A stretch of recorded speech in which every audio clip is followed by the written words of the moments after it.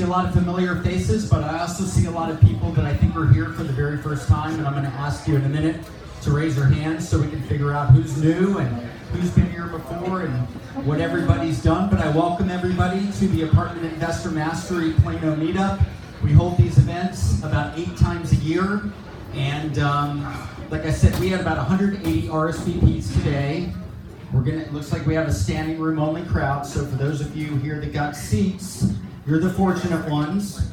And you'll see people continuing to stroll in, and they'll be standing in the back of the room. But we've got a very special one here for you today. Our special guests, Adam Roberts and Emily Courtright, have an amazing...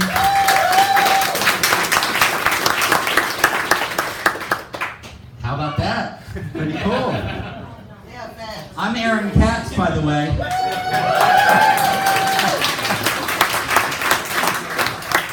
That's my wife Maria in the back of the room. And how about a round of applause for all of you for being here on a Saturday afternoon? That's pretty cool. Keeping the good vibes going. Okay, so let me go over the agenda today, let you know the schedule we're going to stick to. Appreciate everybody making time, as I said, on a Saturday afternoon. For the next 10 or 15, 20 minutes, I'm going to introduce myself, tell you a little bit about me and my background in apartment investing, and then I'm going to do a high-level overview of the benefits of multifamily or apartment investing. Those terms are interchangeable, and why we choose to invest in apartments. And then after about 15 or 20 minutes, I'm going to introduce our special guests who have a great presentation for you today. And then at about 1:30, some of you may have seen the flyers.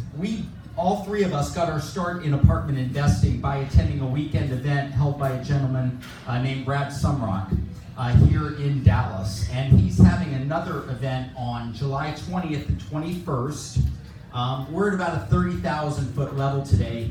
That's a really drilled down, detail-oriented weekend. And we both, me 8 years ago, and Adam and Emily 2 years ago, got their start in apartment investing after attending one of Brad's weekend events. So I co-organized this group with Brad to share the benefits of apartment investing and to help as many people as possible enjoy those benefits. And I know of no greater way when people come and say, Aaron, how do we get to where you are? How do we get started like Adam and Emily?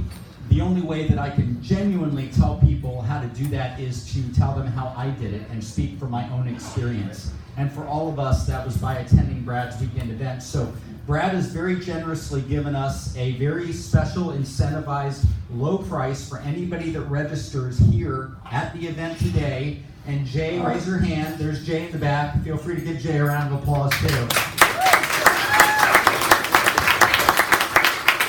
So, by the way, Jay works for Brad's organization. Brad's one of the leading mentors, educators of apartment investing in the country and in the world, in fact. And all of us, though, we don't work for Brad. We simply are here and want to help you get started investing in apartments as we did. So that has been so beneficial to us attending the weekend training that we want to share that with you. So Brad was generous enough to send Jay out to register people here that want to also attend the event and get started investing at a special price. We'll tell you more about that later.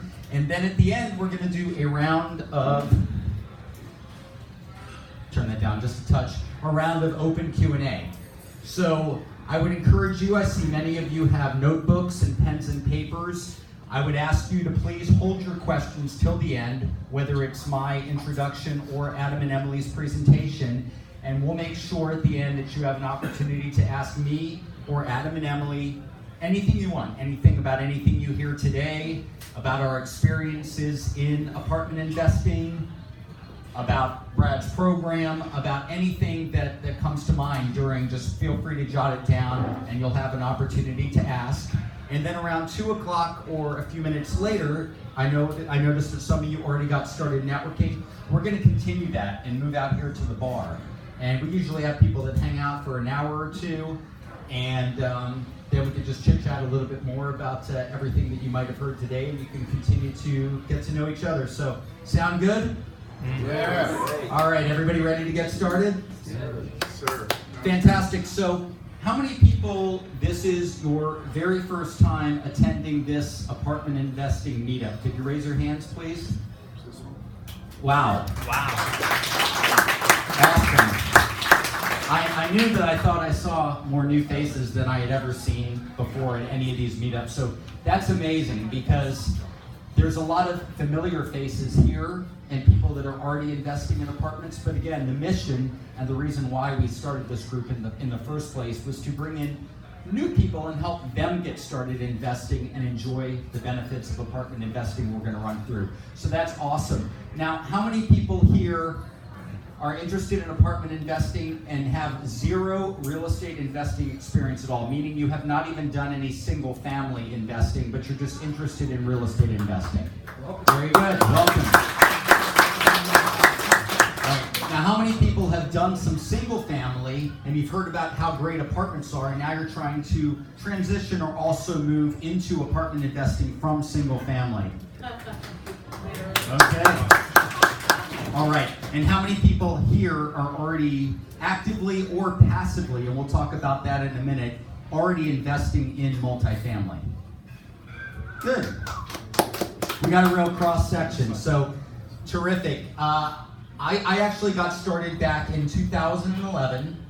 A little bit about myself. I grew up on the East Coast in the Washington, D.C., Maryland, Northern Virginia area, and came down here in the mid-90s I had a small business that we grew, a small group of partners that came together and grew a business here in Texas. And I've been here for 22 of the last 24 years. In the Dallas area. Moved away to Southern California for a couple of years, but made my way back. And my background is in small business ownership, sales, management with different companies. To be honest, some of them were very successful and did well, and some of them were abject failures and flopped. Okay? Every successful person out there generally is going to have some failures somewhere in their past. And the key is not to let those failures drag you down, but to keep moving forward and to grow from them. So that's kind of where I found myself back in about 2010. My wife and I, we had a children's furniture business that we had started with a couple other partners, and the business was just not turning the corner. And it got to be one of those situations where you keep thinking you're going to turn the corner, and we were throwing money at this business, and it never did. So eventually just had to cut our losses and walk away and realize that this business was not going to work. Now, I'm also a voracious reader, so I read books like Rich Dad, Poor Dad. How many people have read Rich Dad, Poor Dad? And the different mindset that's contained in there. If you haven't read it, I would encourage you to go out there and read that book. And so it was around 2011 that I had an interest in real estate investing too. Like a lot of you that are new and looking to transition into real estate investing. That was me back in early 2011. And I attended actually a Rich Dad conference out in Los Angeles, which I enjoyed, went for a weekend event. Yet at the end of the event, they were promoting another weekend event, and I just felt that that was not going to be the avenue that was going to continue to help me grow here in Dallas-Fort Worth.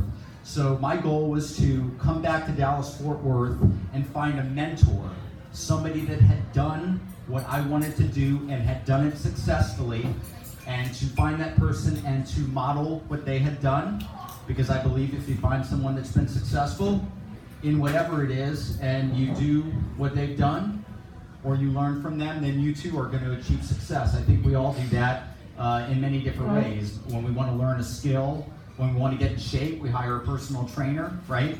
So it's pretty much the same thing. I wanted to find somebody that was going to, I didn't want to get into a situation where I got into apartment investing and I was throwing money at it and I was losing because I didn't know what I was doing. I wanted to find somebody that was going to help me to not lose money and to cut a lot of years off of my learning curve. So that's how I ended up coming across after looking at several different people. Brad Sumrock, I attended a weekend event, much like the one that we're going to be inviting you to in July.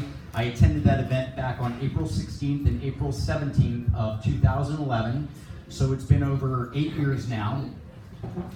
And since then, I've done what are basically 9 big apartment syndications, ranging from 90-unit apartment communities up to 340 units. When I say syndications, these are group purchases. It's the sponsors or the persons that are leading the transaction. Just like North Haven Terrace today is myself, Adam, and Emily. We're the co-sponsors, and then we have passive investors, and we're going to talk more about that in a second. And basically what we do is we pull together to buy something we were not able to buy on our own, and then we share the benefits. So I've done 9 of those, and I continue to do those. And my wife and I have also invested passively in a lot of other sponsors' transactions. So we're active investors in many of our own syndication deals, and then we're passive investors in other people's syndication projects as well. It's been extremely lucrative for us. I openly share at every one of these meetups that back in 2011, when we got started, at one time had a pretty significant net worth, but because of that last business and some of the other things that didn't go so well, our net worth was sitting at about $400,000. Not bad, still ahead if you look at the stats of a lot of people, but proudly been able to say, and I don't say this in any sort of way to brag, but if I say it because if we were able to do it, you can do it too. We've been able to grow that net worth to over $5 million in just 8 years. So that's a 12x in about 8 years through apartment investing. Thank you. But all I did was attend an event, found the right teacher, took what he taught me, implemented it, followed up with massive action. So again, I just say that if we were able to do it, you can do it too. So just let that serve as encouragement for you. And through that, we've been also able to grow a pretty terrific lifestyle, because apartment investing is a business and a business model that's set up on systems and teams that frees you up to go enjoy your life, to do whatever it is that you want to do, whether that's philanthropy, charity, just spending time with your loved ones, traveling, going to see rock concerts. Meryl, going to see rock concerts? Got it. Yeah. Anything you want to do, whatever it is that juices you and makes you feel alive, apartment investing is a business model that allows you to have the time to do that, because you're leveraging other people's time and other people's money, and it's a business built on systems and teams. So that's a little bit about me, and I'll tell you a little bit about Adam and Emily and how I met them and our relationship before their presentation in a few minutes. But really quick, how am I doing on time? Probably a couple minutes behind, but we'll catch up. Benefits of apartment investing. So why do we invest in apartments? Okay, many of you are single family investors and raise your hand that you're looking to move into apartment investing, because you've probably heard that you gain economies of scale from having all of your units under one roof instead of having a house here and a house here and a house here. And all of that's true. So there are a lot of benefits of apartment investing versus single family investing, and not to say single family investing is bad, because it is also good. And Adam and Emily have a single family background, and they're going to tell you how and why they chose to transition into apartment investing and what they've done and are continuing to do with their single family business in making that transition. But first off, and some of them are just general benefits, not versus single family investing, but just general benefits of apartment investing. But the first one is a tremendous benefit of apartment investing that's very different from single family investing, and that's the method of valuation. Any single family investors here, how are single family homes valued? Comps, right. A CMA, right? Comparative market analysis. You have a realtor that works your neighborhood or farms, your area, and you're going to ask them to prepare a free CMA for you, and they do that in the hopes of getting the listing on your home if and when you decide to sell it. And so you can come in and do some improvements to your home that are going to add small values, but you're really capped on how much you can truly add to the value of your home based on the value of all of the homes, the surrounding homes in the communities, and what they're going for. Apartments are completely different, because apartments are valued on an income approach, meaning how you manage and how efficiently you operate your property determines how much the property is valued at. That also means if you come in and do a really good job operating and efficiently managing your property, and you drive up what's called net operating income, that you can significantly and oftentimes in a very short period of time dramatically increase the value of your property.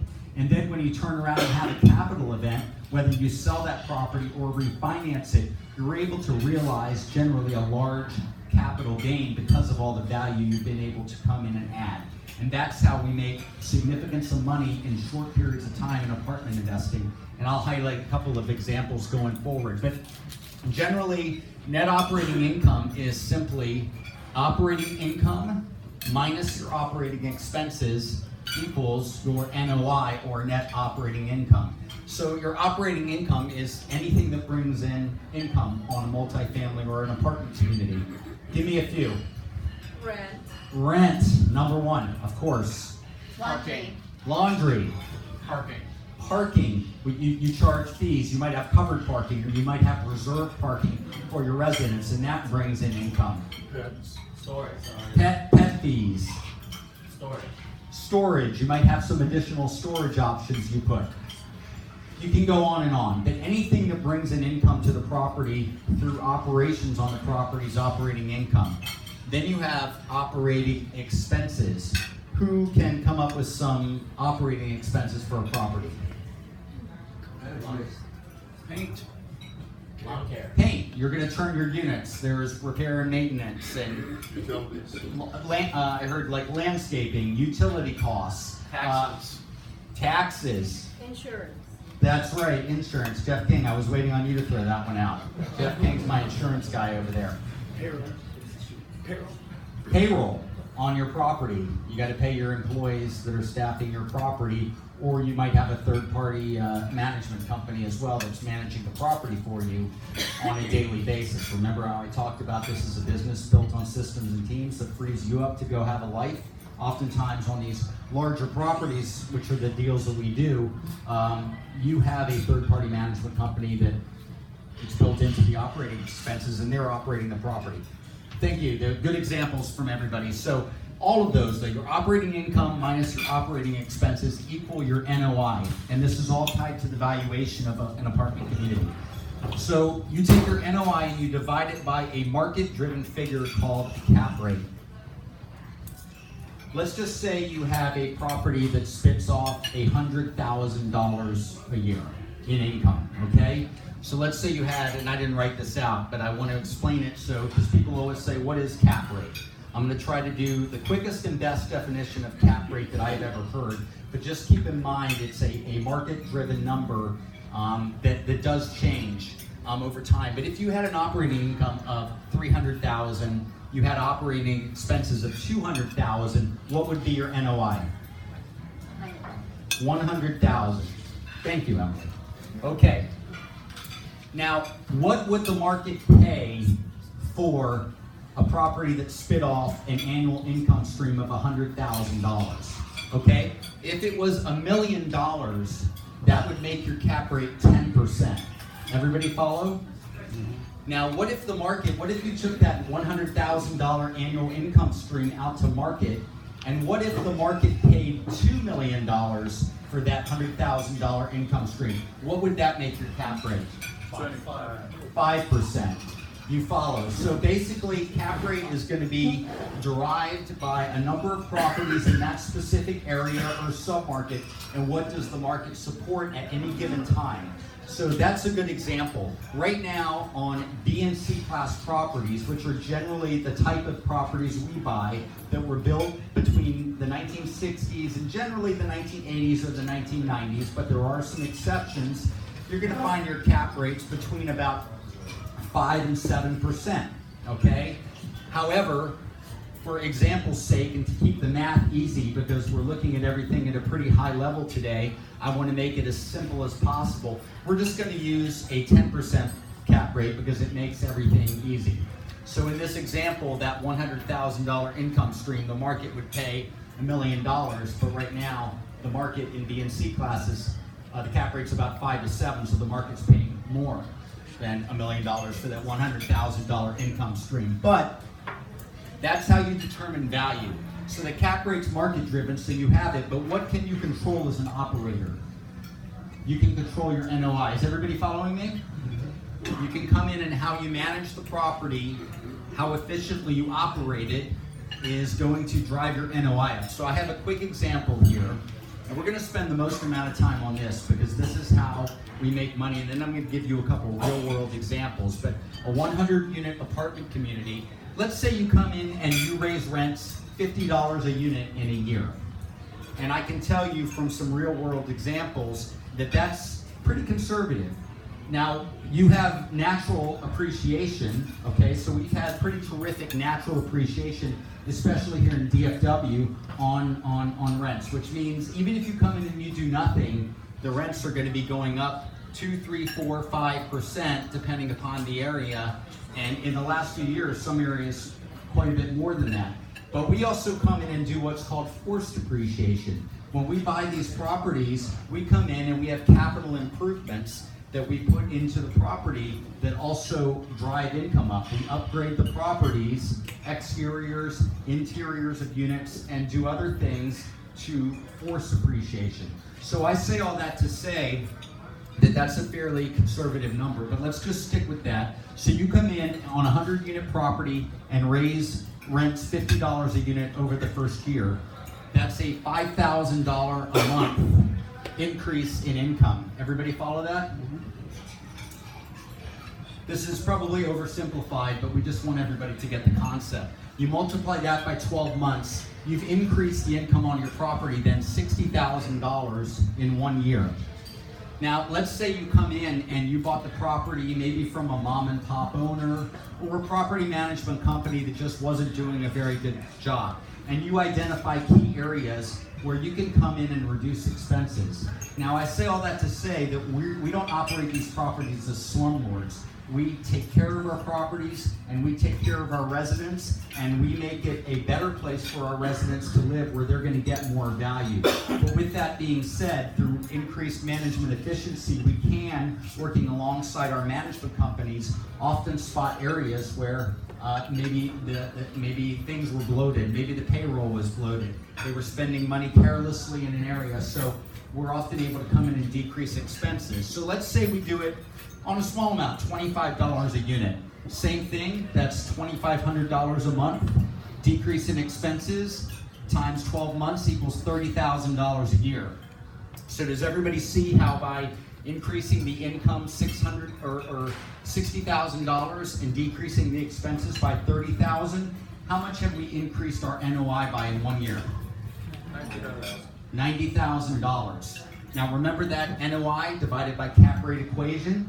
You take that 90,000 and now you have this multiplier of the cap rate of 10%, and because of that, in 1 year, using this example, you've increased the value of the property almost $1 million in 1 year. In this example, $900,000. So you've made almost $1 million, which you can capture when you sell the property or through a refinance. So again, these numbers are conservative. Remember, the real market cap rate's 5 to 7%. So if you did this and divided it by 5 to 7%, you're going to be well over $1 million. Now, I want to use a couple of examples of a couple deals that I sold last year. How many people were passive investors in either my Rock Island or my Fair Meadows deal that are here? Could you please raise your hands? All right. So just a few examples. One of these was a 200-unit community in Duncanville, Texas, that we bought in July of 2015 and sold last January. And then the other one, Rock Island, was a 154-unit apartment community in Irving, Texas, which we acquired in February 2016 and sold in August of last year. And employing these methods, but increasing income quite a bit more, using that natural market appreciation, but also forcing appreciation and operating the properties efficiently, we purchased Fair Meadows for $7.425 million in 2015, and we sold that property for $15.4 million 2.5 years later. We basically sold the property for $8 million more than we bought it for. So that's how much we were able to come in and increase the value of the property, and all of those profits were shared among, obviously, the investors, the sponsors and the passive investors. And then on Rock Island, we bought that for $7.175 million in February 2016 and sold that for $13.65 million. So way more than the conservative examples I've used here, but I just want everybody to get the concept of how you can come in and make quite a bit of money in relatively short periods of time. Investors in those two deals, by the way, made a total return of between 160 to 225%. Basically, that's like a 60 to 80% annualized return. Now, these are some big numbers. All of our deals don't perform this way, but these are real, actual numbers of those people that raise their hand. Are those the real numbers? Are those the real returns? Yes. The real deal? All right. So that's the method of valuation. One of the biggest reasons why we invest in apartments. Number two, I touched on it briefly. Everybody still with me? Yes. Good? Following me? All right. It's that group purchasing or syndication model or passive investing. That's where you have a core leadership team of syndicators or leads or sponsors that are going out and doing all the work. They're identifying the property, they're working with the brokers, they're setting up the financing, they're putting together the offer, they're working with their insurance broker, they're working with their legal team. Basically, they're doing everything. And then they create an investing opportunity where people passively invest in these apartments deals. Wade, you were in both of those deals, right? Yeah, raise both hands a minute ago. All right, terrific. You were a passive investor in those deals, so I didn't co-sponsor those deals. I was a sole syndicator, so I'm the guy that did the work, working in conjunction with the management company and my team of professionals, like my legal team. But how much work did you do, Wade, on that deal? You sent money in. Yeah, it was a lot of trouble just watching everything you did. You walk to your mailbox and you got a check. Watching the mailbox and cashing those checks. Right, and now everything's just automatic deposit, so passive investors aren't even going to have to do that moving forward. But that's generally the business model. And this allows all of us to buy into and enjoy the benefits of owning an apartment community that I would never be able to buy on my own, nor would any of the passive investors. But we pool our money together and we're able to buy these properties. So that's the business model.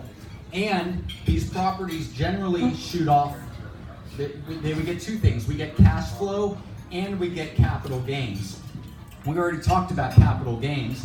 That comes from when we have a capital event, like we refinance the property or we sell the property, and we're able to capture all that value that we added to the property during our period of ownership. But during the owning the property, we also get cash flow, and generally, oftentimes it's double digit. I think on we average like between 13 and 15% annualized cash flow on those two deals. So that's pretty strong annual cash flow, especially if you compare it to what a lot of people are getting from their investments in conventional markets. So we get that during the period, and then we get a great capital gain on the back end from all of the value added during the ownership period. A lot of you have probably heard that there's amazing tax advantages available in apartment investing, and that's absolutely true. And a lot of that comes from depreciation, especially what's happened now with the new tax bill from 2017. There's bonus depreciation, and we're able to accelerate depreciation from cost segregation.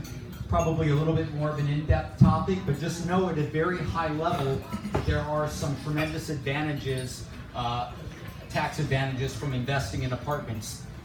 Leverage. There's a couple types of leverage. Number one, there's other people's time and other people's money. I already talked about how once the asset closes and we acquire the property, the sponsors along with passive investors, that you have a third-party management team. They are operating the property on a day-to-day basis, so we're leveraging their time. Obviously, all of us investors are pooling our money together to enjoy the benefits of owning a property we could not own on our own. So we're all leveraging OPM or other people's money. We're all leveraging other people's money to get in. And then there's financing. The financing in apartments right now is absolutely fantastic. 75 to 80% generally. A lot of the financing is agency lending, Freddie Mac, Fannie Mae, where it's non-recourse financing, which means we don't even have personal liability in these large loans that are getting 75 to 80% leverage. Where else are you going to get no personal liability? If you go take a loan out on a house or a car, do you have no personal liability? You have personal liability, right? This is very different. So that's, and the financing's terrific. Now, so you have a lender, your biggest investing partner is the lender. They're putting up 75 to 80% of the money. But after you pay your mortgage and you have your leftover cash flow, which you distribute to investors, do your lenders, do they then take 75 to 80% of the profits? Nope. No. Right. Those are split up among the investors in the deal, the sponsors and the passive investors. All you have to do is make your mortgage payment. So your biggest lending partner that's putting up 75 to 80% of the money isn't even sharing in the profits. The investors get to share in the profits. Number 6 is control. How many people here are stock market investors? Okay, quite a few.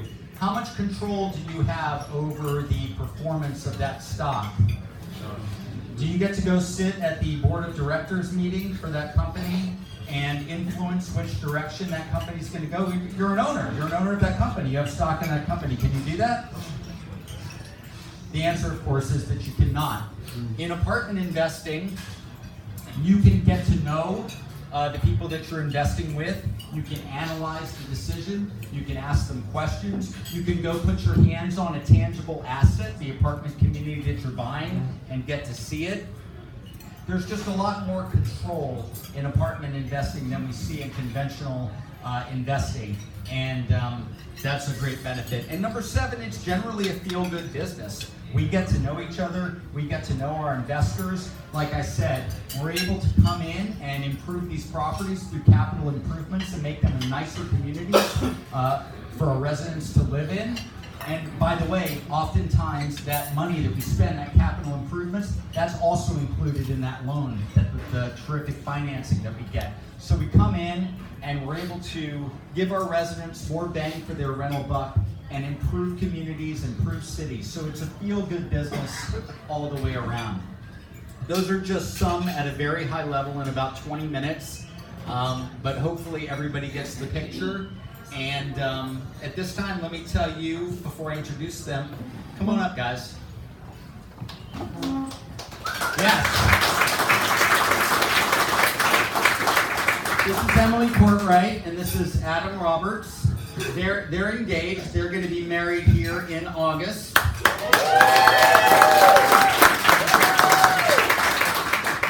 And I met them in, I believe, around July or August of 2017. And I'm not gonna steal their thunder or take over their story, but I think that they were looking to, the apartment industry is very much who you know, and you want to form relationships, because it's not easy if somebody wants to be a lead or a syndicator or a sponsor, simply just to come in, especially in a competitive market like Dallas-Fort Worth. So they decided that they wanted to partner up with an experienced syndicator and that would help them break the barrier to entry to get in to do some of these larger apartment deals. And they talked to a lot of people, and I'm fortunate to say that they decided to work with me. And I decided to work with them, and we have now done 2 apartment syndication deals together as co-sponsors. One was last year in Arlington, Texas. It's Cooper Park Apartments, a 180-unit apartment community. And the second is one we just closed on with 77 passive investors, North Haven Terrace.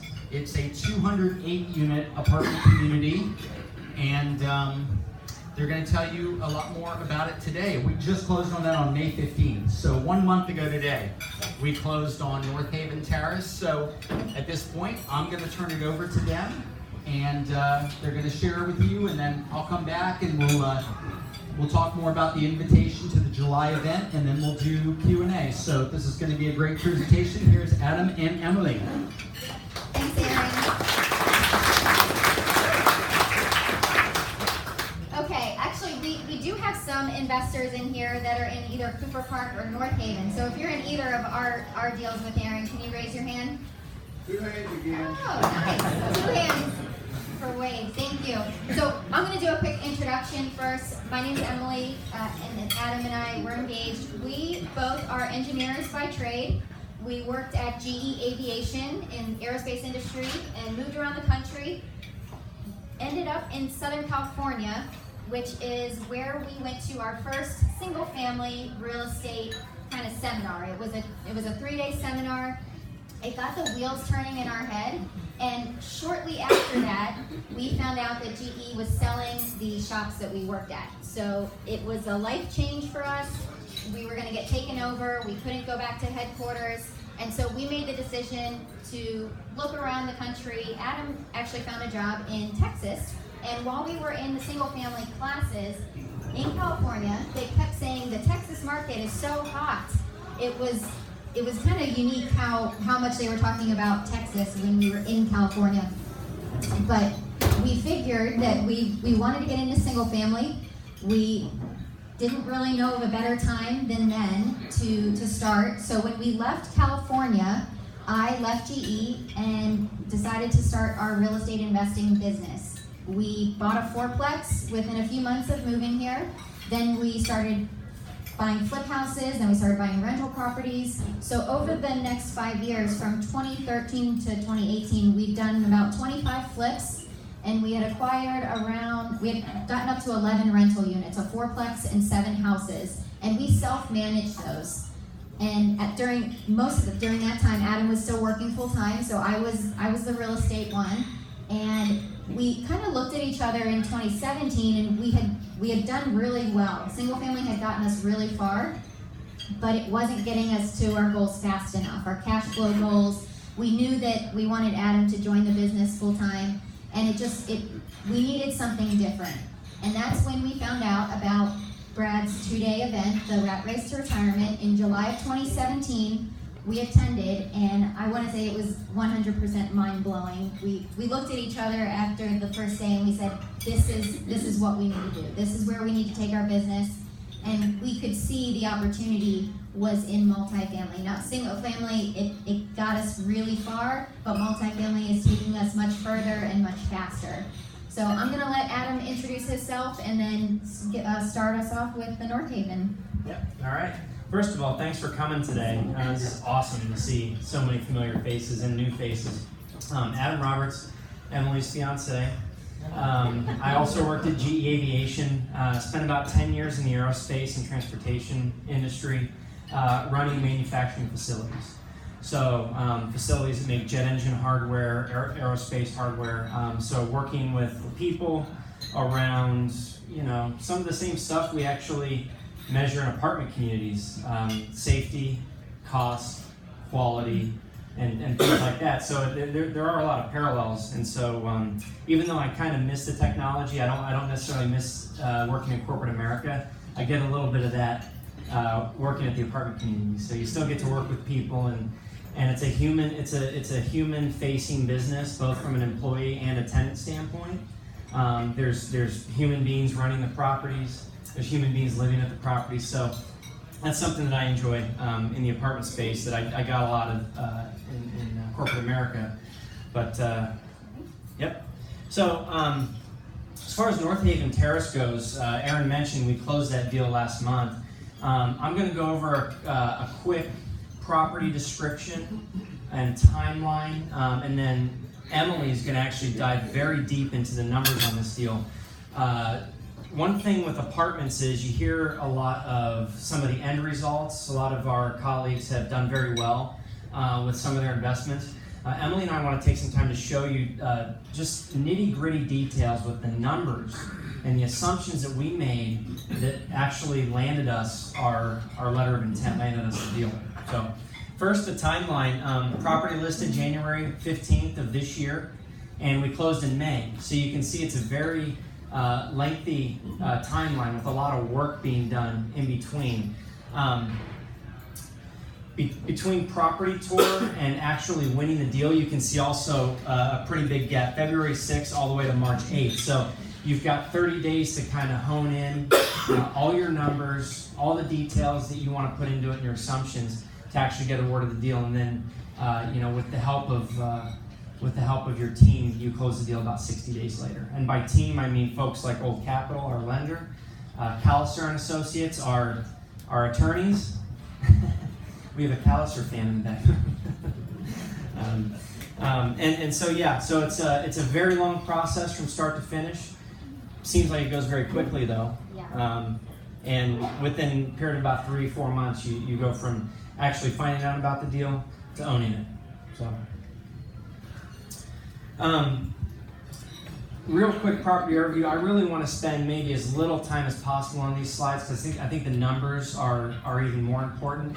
But it is a C-class property, Northwest Dallas, kind of at the interchange of 635 and 35, and 60s built property. But what's unique about this property is individual HVAC and individual water heaters. So we didn't necessarily have to earmark a huge budget to replace a boiler. The only water heaters, I'd say community water heaters on site are in the laundry room. And individual HVAC, so we don't have any sort of, chiller or anything to worry about as far as, CapEx goes. Very well occupied property. We actually could only see one unit on our property tour because every other, 207 units were being lived in, which is a good sign, means it's already kind of a stable property. And when I went and did my market tour, and what I mean by that market tour, I went and actually visited 8 properties in the submarket within kind of a half-mile radius. Walked into the leasing office, asked them all sorts of questions about rents, tenant amenities, what's going on in the area, what makes your community different than this community. And I learned that this property was already achieving market rents. So it's occupied, achieving market rents, very stable property, very clean, stable property. So that was, I would say, kind of a welcome surprise to Aaron, Emily, and I, because it just meant not much of a heavy lift. I mean, there's always going to be a business plan to execute, but it was evident to us that this would be kind of a, not as heavy of a lift, potentially, because stabilized property. So, all bills paid, too. So the tenants only have to pay one check. Their utilities are covered. Rent and utilities are covered all in one payment. So just a couple other amenities in the property. It has a brand new pool. Day and age where we're seeing pools being filled. The ownership group of this property last year decided to actually put a pool in as a tenant amenity. So it's brand new. It looks great, and it's got a lot of space. For a 200-unit property, has over 12 acres of land. So when you walk the property, it's not a concrete jungle. Actually, you're walking, you're thinking, well, I think, me and my family might be able to live here. It just looked fantastic. Part of that was the space and the ownership group taking care of it. But it was just a very good-looking property. And I'd say the one other thing that, that really helped from an appeal standpoint is the people. You'd walk in the office and you'd see some of the tenants interacting with the management staff and how that looked. Just some of the small things that go along with the financial things like the occupancy and the stabilized rents that would make all the difference. So, okay. All right, I'm gonna let Emily talk a little bit about the numbers and the business plan because as Aaron talked about before, there is a value play to these investments. There's investors involved. We've all put money into the deal, and so the numbers have to work out in a certain way that we're going to get a return on our investment. So Emily's going to go step by step for what that looks like. Okay, thanks, Adam. Like he mentioned, this is a fairly simple business plan. These things are really basic, and to implement them, that our job as deal sponsors is to make sure that these get implemented. So like Aaron mentioned, we're focusing on increasing the income and decreasing the expenses. For the income, one of the biggest things that Adam realized during his market tour was that the other properties in the area had reserved parking. and North Haven did not at all. So the other properties were charging between $35 and $55 a spot, and they didn't have any available. They were all sold out. When I would park my car, I parked in a reserved spot every time. There was no open spots at these other properties. It was like, bingo, we need reserved parking. And actually what verified it was that the existing property management team said that tenants have been asking for reserved parking because there is this area of Dallas is very compact and there is not street parking. So the parking lots, even though we have 300 something spots, we have 208 units. And the tenants have been asking for reserved parking. So the numbers around the reserved parking, we plan to implement 100 spots at $35 a spot. And again, the cost of doing that is extremely minimal. It's taking a reserved parking template and spray painting on the ground. It's almost no cost. And it'll bring in around $42,000 a year. And $35 was the low end of the other properties in the area. There were some, like you mentioned, some properties were charging $50 a spot. So there's still opportunity to raise that if we need to, or if we feel as inflation goes up and the years go up, we can continue to increase that. The second major thing was just bringing the old leases up to and closer to the market rent. So there were units that, like a 1-bedroom, should be renting for $1,000 and it was renting for $800.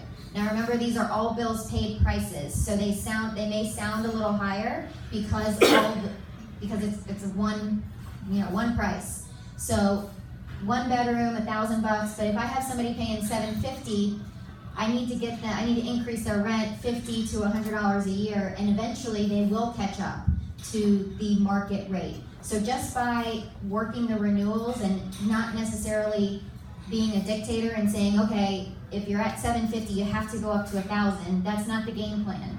The game plan is to get at least a $50 increase, preferably $100, but we budgeted for a $50 increase on renewals. And just by doing that, a lot more people tend to stay because you're not increasing their rent by $250.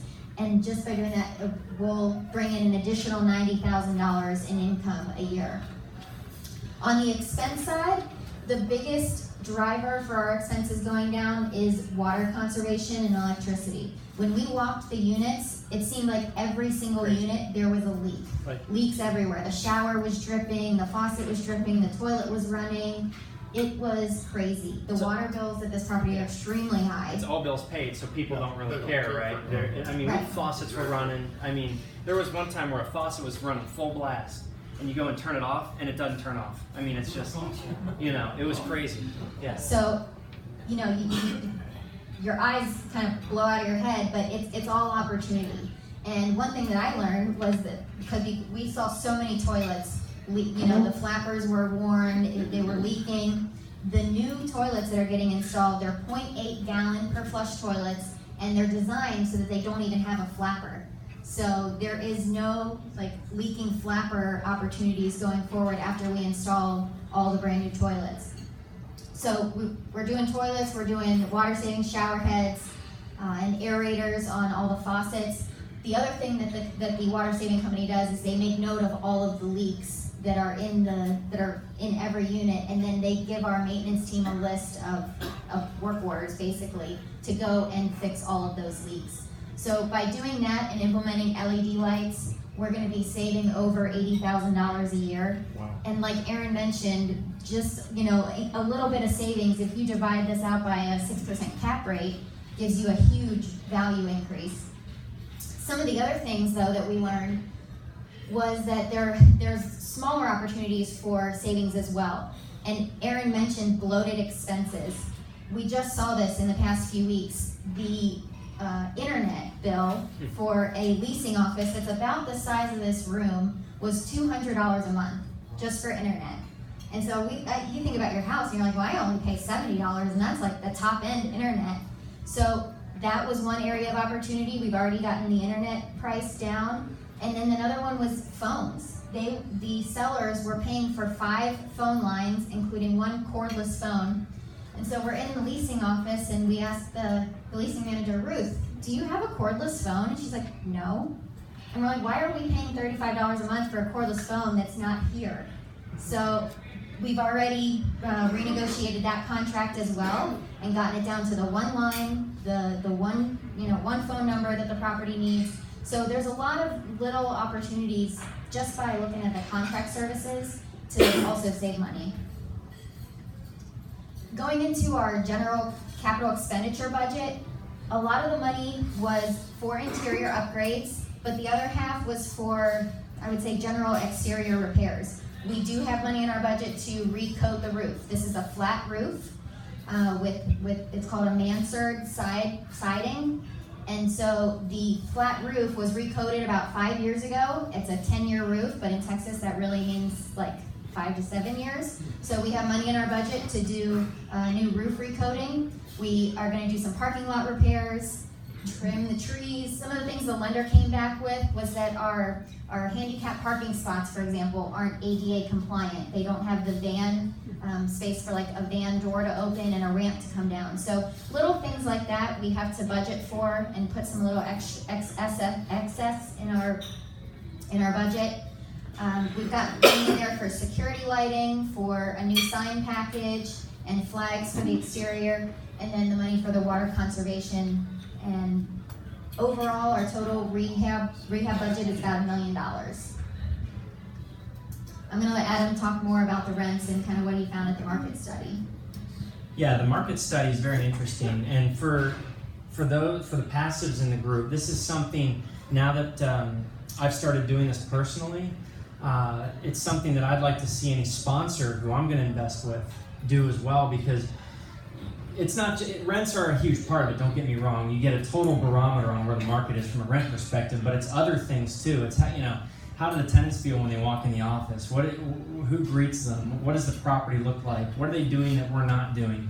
Things like that. All those little things add up to how much can I pay for the property that I'm going after, really, at the end of the day.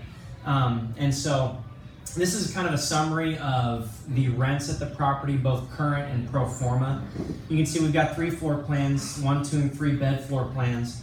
And it's predominantly a two bedroom property.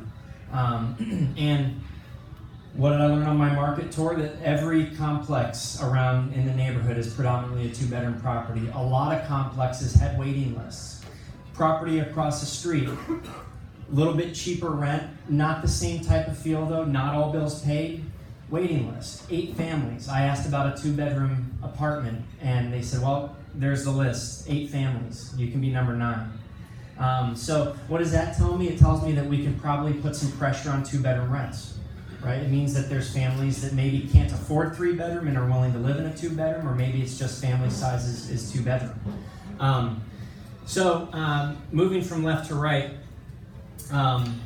our pro forma rents you can see for each of the floor plans, 1,015, 1,315, and 1,530. All bills paid prices, so keep in mind this includes utilities. When we took over ownership, the average rent on the property was $960, $1,136, and $1,365. So to Emily's point, part of the business plan over the 5-year hold is steadily moving rents up, $50 increment on the tenants that are living at the property. And then you can see what the property's doing from a new lease standpoint. So this is an average. This is looking back 3 months at all the leases that have been signed between March, April, and May. And you can see $990 on the 1-bed, $1,350 on the 2-bed, and $1,595 on the 3-bed. So a couple things jump out at me immediately is we're already performing better on our 2 and 3 beds than we planned, right? 1 bed is kind of a little bit lower, but the 2-bed is by far the highest volume unit. So if I can continue to add a little bit more pressure to these 2-bedroom units, we'll financially be in a very good place. And like I said during my market tour, that's very obvious to me. 2 bedrooms were by far the very, very popular floor plan. All right, financing. So you can see some stats on the actual transaction there. So $21.3 million purchase price. And to Aaron's earlier point, the financing in today's environment is excellent. Almost 80% loan to value or loan to cost on our deal, 77%. It's a 12-year Fannie Mae product, 4.54% interest rate, and $17.2 million. Something I wanted to add along with Aaron's discussion on non-recourse. This is a non-recourse loan, Fannie Mae, and the big deal with non-recourse is not being liable or not having your balance sheet exposed to the bank. The other good thing is, and I'm going to relate it with a story. When Emily and I were doing single-family transactions, maybe about 2 years into our real estate experience. Let me go back a little bit further. When we moved here from California, we had major reverse sticker shock on the homes out here. We ended up buying a house. It was like a 4,000 square foot house for like $120,000. I mean, it was totally nuts. And then I got the first electricity bill in the summertime, and I was like, put the sold sign in front yard. So, but no, a year after we moved here, we decided the house was just way too big, and we're like, let's downsize to like a ranch, that has like maybe a $200 a month electricity bill or something like that. And so we went to our lender and started shopping for homes, and lender calls me and says, I got some real bad news. I'm like, well, what's that? He says, I can't give you a loan. I'm like, you can't give me a loan? What are you talking about? He's like, you've got like a $200,000 loan on your credit report for this address, 3809 Coke Circle. What the heck's that? I'm like, well, that's our fourplex. He's like, well, figure it out. I don't know what to tell you, click. Right? So we had to actually shop lenders who would actually accept the fourplex being on my credit, because remember, I'm the only one with a job. She quit work to go start real estate investing. So the good news is these large apartment complexes with non-recourse Fannie Mae financing or Freddie Mac, those loans don't show up on your credit report. We have maybe $28 million worth of debt, but none of it's on my credit report. My fourplex is still there to this day. It's still there. So it's just kind of funny thinking about how, your balance sheet's maybe not exposed, but I can't get a home loan because my debt to income was no good. So for this particular deal, we asked for minimum investment of $75K, and we had kind of across the board people investing anywhere between there and a couple $100,000, and a capital raise of almost $6 million. So that's fine. So the raise took about 3.5 weeks. I would say we raised about 75% of it in the first week. So it came in pretty quick, and then the rest of the 25% kind of trickled in. But overall, that was a huge success for us, and we couldn't have done it without Aaron being our co-sponsor and utilizing his contacts as well. A $21 million property for our second deal, I think that's a pretty big success. Our first deal was $15 million, and I remember being in the class in the Rat Race to Retirement for the first time and watching other success stories stand up. And there was particularly one woman who stood up, and she had just done her first deal. It was 150 units, and she partnered with Dustin, who's back in the back. And I looked at Adam and I said, if she can do it, I can do it, right? We can do this. There are people out there that are coming into multifamily with no experience and within their first year doing large deals. So our first deal was $15.2 million. The second deal was $21.3 million. If you told me 5 years ago that we would have been doing things like this, I would have thought you were crazy. But the learning environment and the people that we've surrounded ourselves with has made all the difference. So going more into the numbers and the projected returns for this property, this North Haven is a very cash flow heavy property.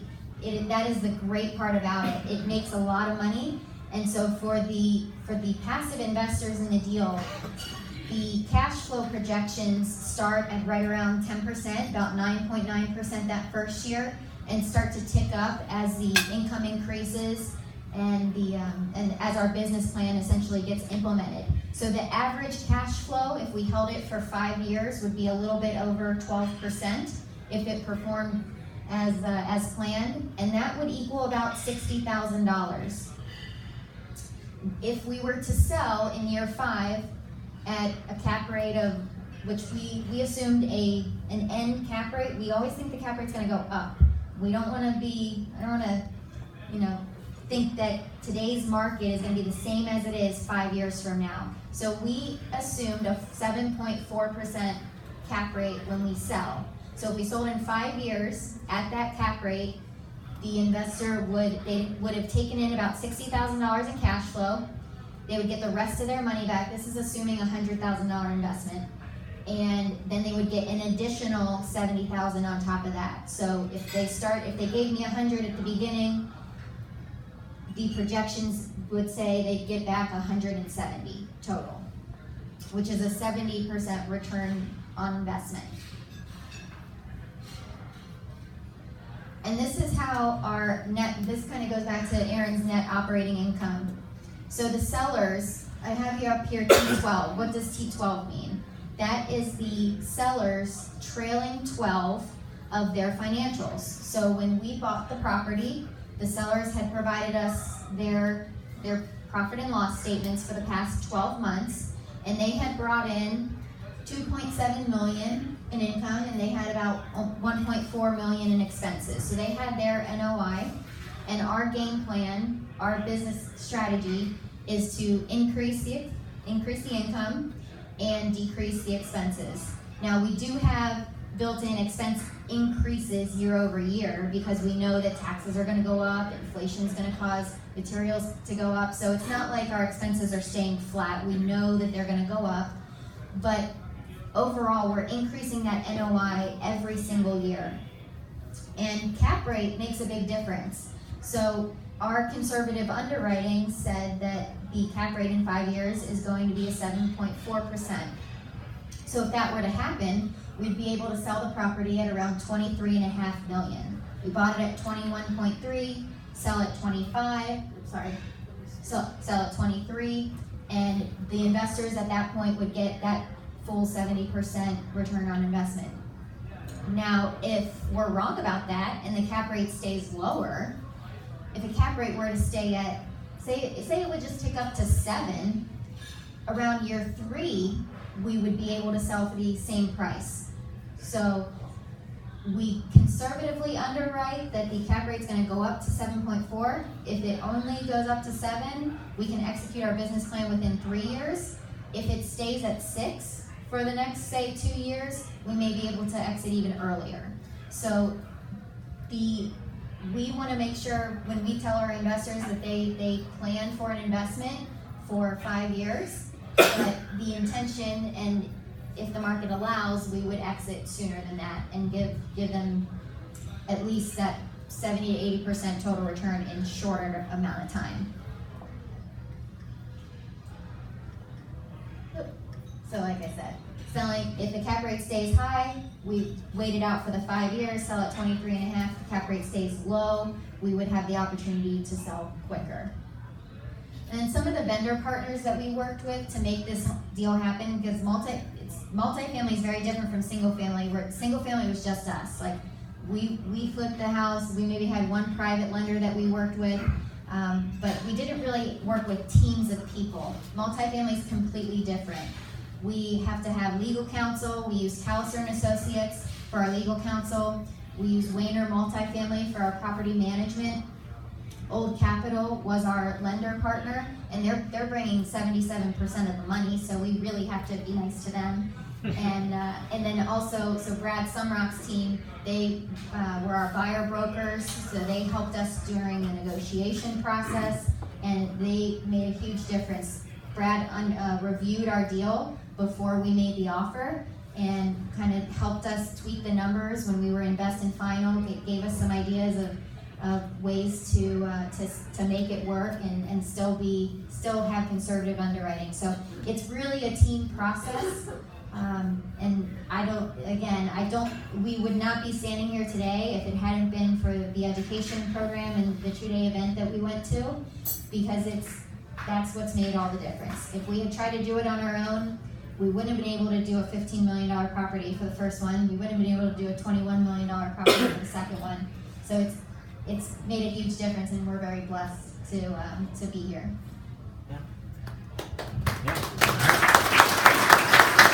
And with that, I think Aaron is going to talk a little bit about that weekend. There's a man right now. Is that good time? Yeah, it's great time. Wow. I don't know how much you guys have left. Yeah, All right. Yeah.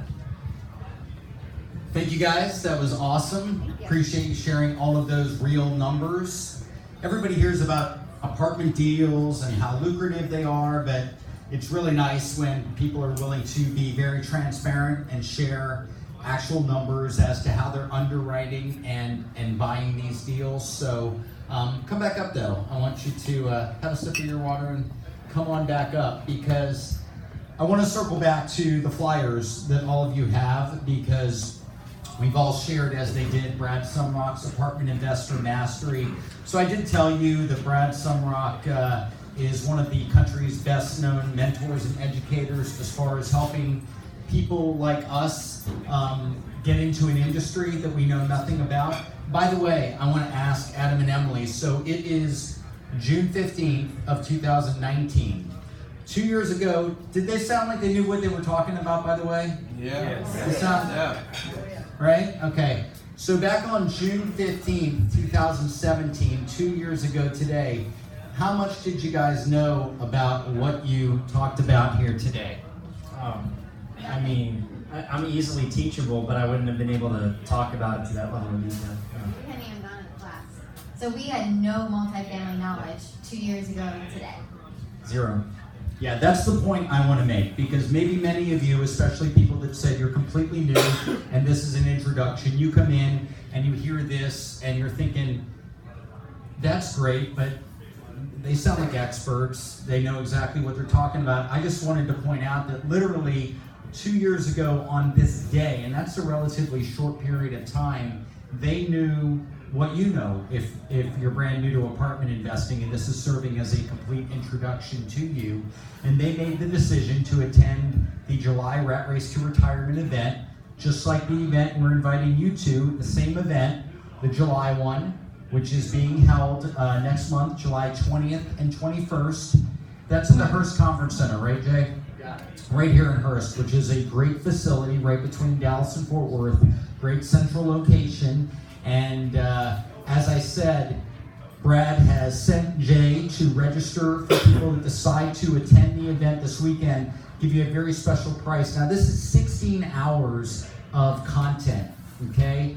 Brad got into apartment investing in 2002, so he's been doing this, actively buying deals, and he continues, by the way. He's not just a mentor educator now that talks the talk but doesn't walk the walk. Brad is under contract now on a 120-unit deal in Arlington. He does a lot of syndication deals, but he's done so well in apartment investing that him and his wife are actually putting up all the money and then getting 75 to 80% financing and buying this deal on their own. They're buying it for cash flow and tremendous tax benefits that they're going to get. So my point is that he continues to talk the talk, walk the walk, and is still doing what he's teaching. And he's helped hundreds of people, just like Adam and Emily, and just like myself 8 years ago when I took his weekend event, enter into apartment investing, learn what they need to learn in a very short period of time, because that's how good the education is, to go on to either be very active passive investors. Sometimes people don't want to be sponsors. Why would people want to be sponsors? Well, we take a disproportionate ownership share in these properties because we're the ones doing all the work.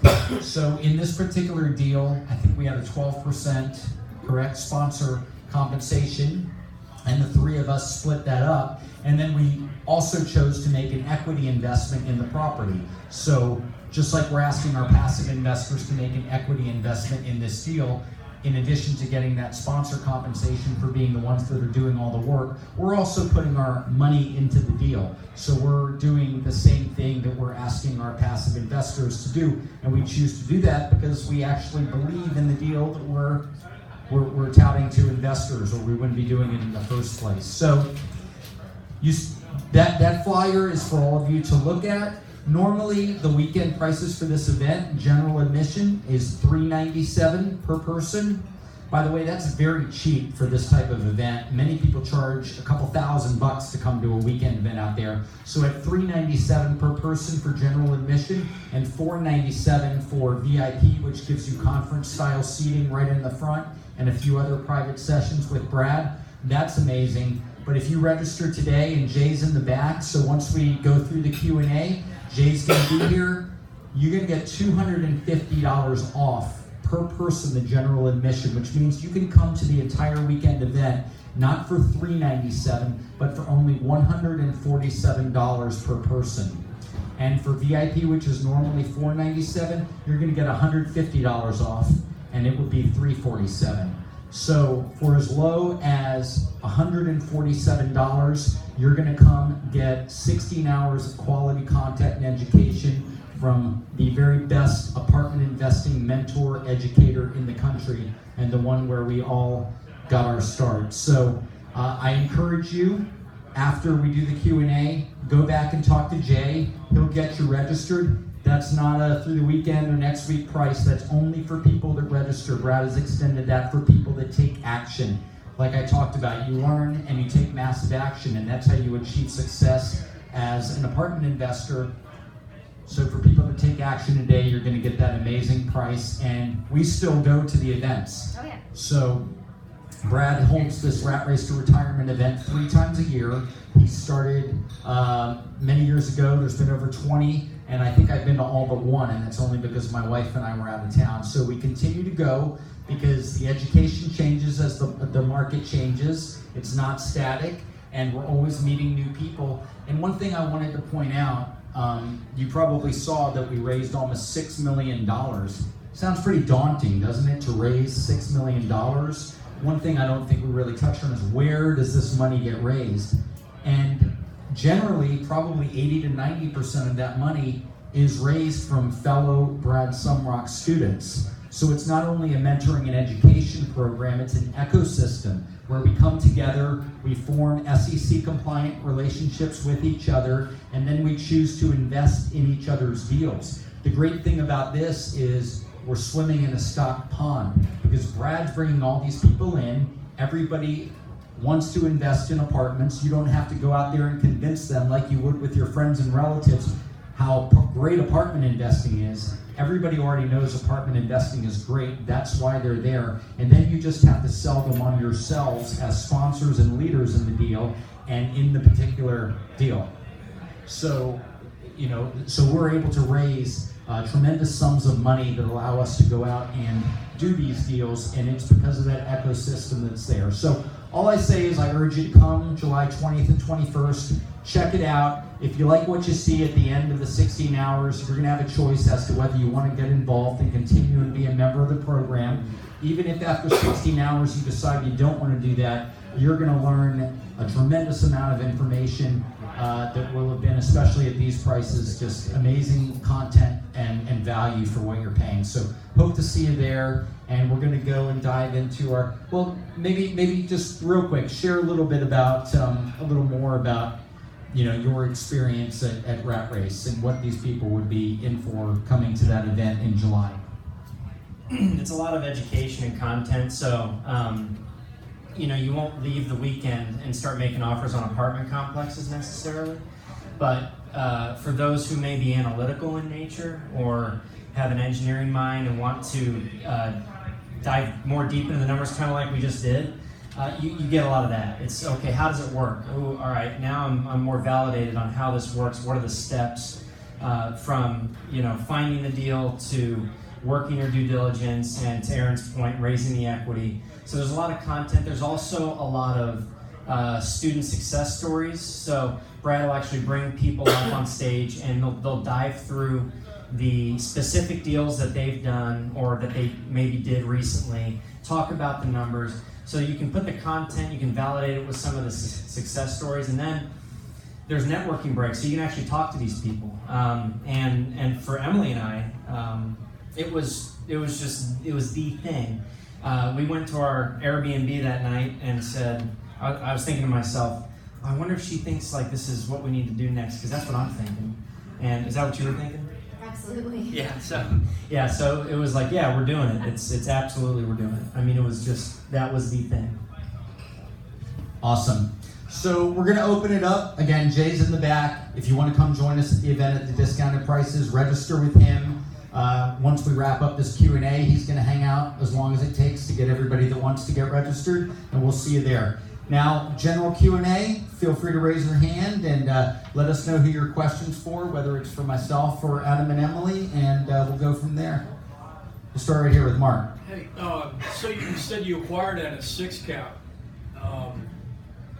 Based off the T12 actual or the T3 annualized? Would be the question.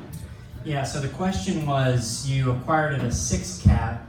Is that on the T12 actual, T3 annualized? And the answer is, it depends. It's kind of in the middle. It was a 5.9 cap on the T12 actual, but 6.4 on the T3.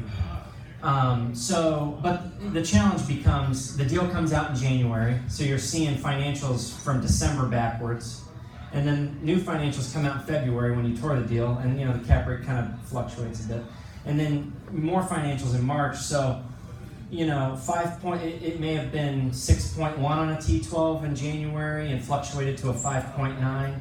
So, but it's right in that neighborhood of what we like to call 6.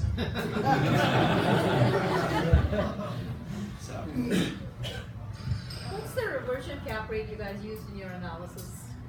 The question was, what's the reversion cap rate? And quick definition, reversion cap rate is what is the market cap rate. In other words, what is the market commanding from a capitalization rate when you plan to sell, which for us is in 5 years? The answer is 7.4. So purchase at a 6 and then assume that the market is actually going to command a higher capitalization rate, meaning people willing to pay less for the same amount of return in 5 years. And Adam and Emily talked about how we underwrite these deals conservatively.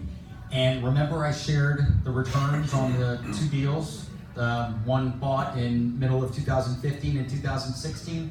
It's that conservative underwriting and using a different reversion cap rate that's going to be higher, that when we were able to sell those assets and drive income more than we thought, and we hadn't seen that cap rate movement, why we were able to absolutely destroy our initial projections and hit 160 to 225% returns. And if you remember, there was that one chart where Adam and Emily, we underwrote it conservatively and we showed everybody the return at a 7.4 cap at 5 years. But then if cap rates did stay lower, and we're hearing different things from economists and nobody quite knows for sure exactly where cap rates are going to go, but we underwrite them conservatively so that if they do move up, that we're going to be able, but then a lot of times we're able to project where it would be if they stay a little bit lower as well, as they shared on the one graph they had there. Chris. So whenever you take over a property and you're looking at scooching up rents a little bit, there's going to be a few people that get priced out of the market. You're going to have a little bit of turnover. How do you model that? That you're going to have a little bit of vacancy, a little bit of make ready that you got to account for on the front end. The property management company does a really good job of accounting for all of that. They've got the data. They manage 22,000 units, so they have averages, and so there is a line item in the income projections that says number of move-outs per month. And so we do account for 6, 7, 8 move-outs per month. And then those units, instead of getting that $50 bump, we get them made ready and we get market rent. So we actually are getting a bigger bump in rent on those units. But the financial projections do take into account usually 7 to 8 move-outs a month. Yeah, and along with that, a 5% physical vacancy, meaning at any given time I'm only going to have 95% of my units occupied. Anytime it's over that, it's kind of a bonus financially. but could also indicate you're not charging enough rent. So. The funds for rehab that I saw up there, is that something that can be allocated on the sale? Yeah. I like, but you just have them escrow those funds in, or for rehab once you purchase the property? Yes. From the seller, you can negotiate that. From the south. Yeah, like have the seller say, okay, it's going to cost X amount of money to rehab. We want to buy this property, but we want you to allocate those funds for that because we're going to purchase the property. So the question surrounding how is CapEx and rehab funds allocated during the transaction. So using North Haven as an example, $21.3 million purchase price and $1 million worth of rehab. A percentage of that the lender requires that you put into an escrow, and it depends on all sorts of variables. But for our specific example, I think it was $500,000. Around 600,000 of the 1 million had to be put into the lender's bank account as escrow, and then we feed off of that when we do the work. So we do the work, we get the invoice, we send it to the lender, and then they give us our money back. So that means that the other half, the 400,000 that wasn't escrowed, is money that we have in our bank account and we can use to do the roof replacement, all the interior rehabs and things of that nature. So the seller couldn't pay some of that, is what I'm saying. No, he doesn't. No, the seller does not pay any of our rehab. Right. Was the rehab combined with the mortgage amount, so some of it got financed? Yes, they do allow. 77%? Yep, so 77% was the loan to cost, meaning purchase plus rehab. Wow. Yes. Wow, yeah, wow. And they are, with the interest rates even lower now than they were when we bought, they are seeing up to 80%. 80% is the max. This is kind of small, but my question is, I noticed that you had smart thermostats as part of your, I guess, operating part. I'm curious to know if that's part of your NOI, because I'm looking at that maybe as increasing the monthly cost or expenditure. Yeah, so the question is around the smart thermostat line item we had in our CapEx and how that might affect our NOI. First of all, that was a lender required repair as part of our green program. We got a special interest rate because we committed to reduce our utility expenses, namely water, which we talked about with the toilets and all that. The lender said, well, I don't want you to just do water. I actually also want you, because you're an all bills paid property, and based on their inspections, they come in and they physically inspect 12 units, the lender does. We want you to also install 208 thermostats that operate on their own or have some special algorithm that the tenant can't mess with, so you can better regulate utility expenses going back to the electric company. Now, and this is just kind of an Adam and Emily thing, but things like that, we don't necessarily underwrite from a savings perspective because we just can't quantify it well enough. I can't go in there and say, well, the one thermostat's going to save me $10 a week, or times 208. So any savings from that is just going to be, goodness. Yeah. Can you do it over time, or is it all has to be done at a certain? It has to be done in the first year. Yeah. As with a lot of lender required repairs, a lot of those repairs must be completed in the first year of ownership. Some in the first 60 days. We have 2 items that have to be done in the first 60 days, just based on the level of criticality. Yeah, Larry. Aaron, Sunday morning bus trip on Brad's weekend. Yeah, good point, Larry. Another thing that we didn't even point out, the 16 hours of education at the Rat Race to Retirement on Sunday morning. And by the way, people are flying. You guys are based here in DFW, so you're very fortunate because people are flying.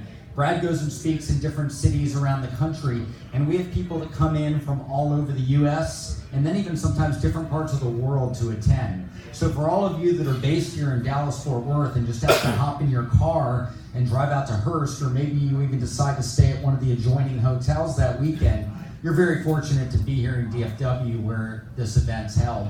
But not only, and there was a 650, 700 attendees last time at the one held in March, and I think it'll be more. But what Larry is alluding to, and Larry's an active investor and has been in the program, and we've known each other for many years, and is that on Sunday morning, as part of the 16 hours, Brad rents 7, 8, maybe 9, depending on how many attendees are at this event, luxury coach buses. And we actually get on these buses and we will go visit 3 properties in Dallas-Fort Worth that are either owned by Brad or one of his students. Could be North Haven next time, who knows? So you get that hands-on education of going, being able to put your feet on the ground, seeing, hearing from an asset manager or sponsor what they're doing on the property and how they're operating the property. So seeing what, you can hear it conceptually, you can hear it in theory, sitting in a seminar room.